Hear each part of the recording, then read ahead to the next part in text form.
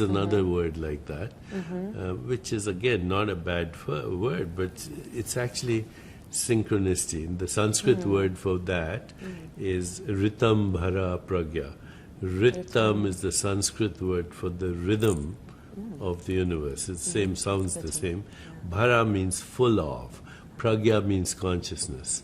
So he or she whose consciousness is impregnated with the rhythms of the cosmos will always experience synchronicity.